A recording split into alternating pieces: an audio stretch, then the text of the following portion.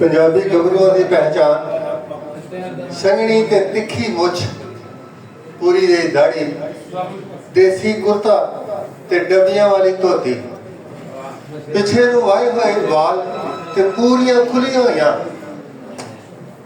अखां, बुलां उत्ते हयाती वंडण वाली मुस्कान ते फुल लगी हुई टाणी वांग थोड़े जे झुके हुए। ये पहली मुलाकात है जदों ताहिर हुसैन वजीराबादी नूं मैं वेख्या ते मैं नाल आसफ अली अलवी साहब नूं पूछा कि कौन ने। उन्हें दस्सिया कि यह जवान जिहड़ा दिसदा है अपने अंग अंग तो कि मैं पंजाबी हाँ, ये ताहिर वजीराबादी ने।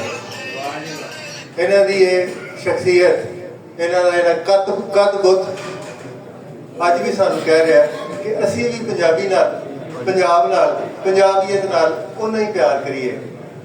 आपस में कम अज कम पंजाबी जरूर बोलीए और साडा हक भी बनता है क्योंकि असीं ऐसे धरती ते पैदा होए। ऐसे स्नेहे नाल मैं इजाजत चाहांगा कि असीं पंजाबी कम अज कम पंजाबियां नाल जरूर पंजाबी बोलीए और पंजाबी ने थोड़ा जा कुछ ना कुछ